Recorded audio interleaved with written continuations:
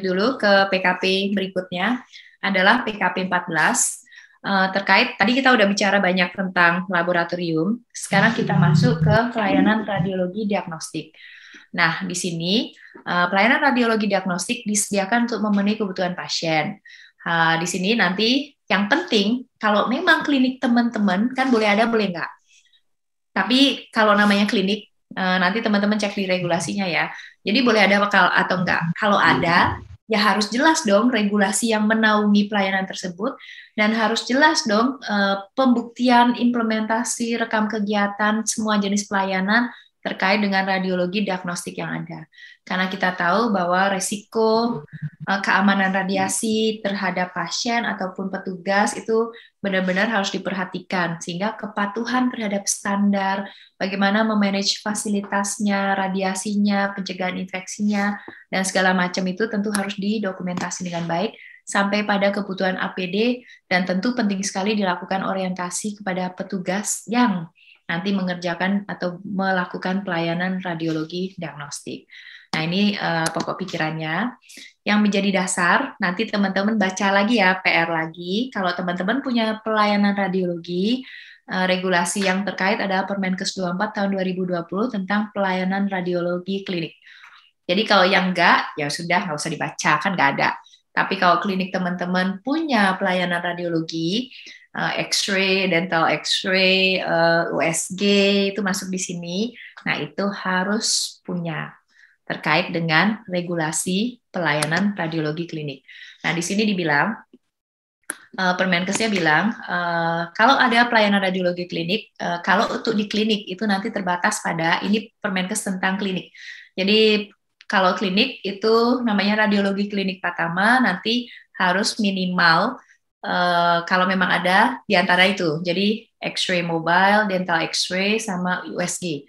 Kalau klinik teman-teman punya itu, berarti klinik teman-teman harus melakukan pengelolaan terkait dengan pelayanan radiologi di klinik teman-teman.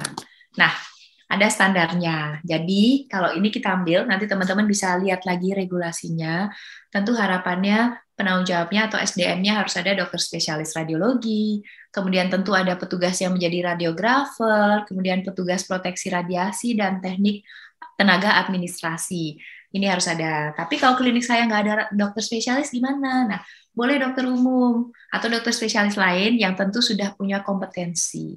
Untuk punya kompetensi bagaimana? Berarti harus ada pelatihan khusus ya. Jadi kalau punya berarti harus ada penanggung jawabnya atau SDM yang sesuai regulasi. Kalau punya dokter spesialis radiologi keren sekali, tapi kalau nggak bisa, nggak ada, nah teman-teman bisa dengan kewenangan tambahan kepada dokter yang lain. Oke, EP-nya cuma 2. Jadi EP yang pertama harus menerapkan prosedur pelayanan radiodiagnostik. Jadi harus punya regulasinya. EP yang kedua ada bukti bahwa pelayanannya sesuai dengan regulasi yang sudah teman-teman buat dan harus berhati-hati terkait dengan manajemen keamanan radiasi. Nah, ini contoh beberapa SOP atau prosedur. Misalnya USG bagaimana, nanti ada checklist terkait pelayanan USG sesuai atau enggak untuk menjawab EP1 dan EP2. Nah, di sini tentu ada bagaimana menjamin keamanan radiasi. Nah, nanti teman-teman bisa pakai alat yang sesuai yang terkini, apa sih yang kecil yang kayak badge, atau bisa dengan kartu monitoring. Nah, untuk EP yang pertama, klinik menerapkan prosedur pelayanan radiodiagnostik. Jadi silahkan ambil SOP apa terkait dengan pelayanan radiodiagnostik apa yang ada di klinik teman-teman. USG ya harus bikin prosedur terkait bagaimana sih pelayanan USG tersebut. EP yang kedua, tadi bukti pelayanan sesuai dengan regulasi. Bukti pelayanan sendiri terhadap pasien seperti apa, dan bagaimana pendokumentasian menjaga atau manajemen keamanan radiasi. Nah, tentu teman-teman harus lakukan juga monitoring evaluasi. Nah, ini sedikit tambahan. Jadi kita tahu kalau kita punya suatu unit atau pelayanan radiologi, klinik itu ada beberapa dokumen-dokumen yang harus disiapkan.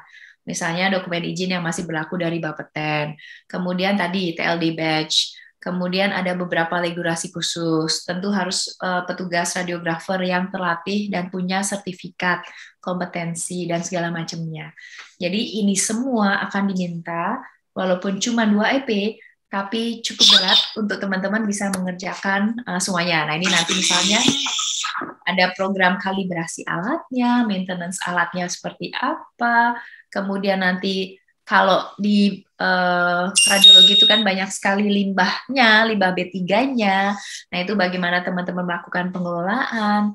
Kemudian nanti diminta di standar juga, walaupun di EP nggak diminta, tapi di pokok pikiran dibilang harus ada dong orientasi pada petugas yang masuk ke unit atau pelayanan radiologi, jadi akan diminta juga bukti orientasi kepada petugas. Jadi walaupun cuma 2 EP, satu minta regulasi, dua minta implementasi sesuai regulasi, semuanya itu harus lengkap. Mulai dari perizinannya sampai pada keamanan petugasnya. Jadi semuanya.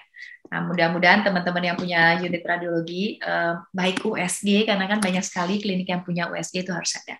Nah, ini ada OWS-nya, harus ada SOP-SOP pelayanan radiodiagnostik, kemudian bukti pelaksanaan semuanya sebagai dokumen bukti untuk memenuhi EP yang kedua. Oke, kita lanjut ke pelayanan farmasi atau PKP 15. Nah, di sini harapannya klinik teman-teman kalau memang menyelenggarakan pelayanan farmasi yang dikerjakan oleh apoteker tentu harus melakukan sesuai dengan standar yang diminta. Kemudian akan diminta juga kalau ada pelayanan farmasi atau instalasi farmasi tentu juga harus punya dong yang namanya formularium. Nah, formularium itu bagaimana membentuknya juga akan diminta. Kemudian siapa sih yang boleh meresepkan? Ini menekankan kembali bahwa hanya dokter, dokter gigi, dan dokter spesialis yang boleh melakukan peresepan terkait dengan layanan farmasi di klinik teman-teman. Nah, kembali, nanti teman-teman harus melihat kembali pada Permenkes 14.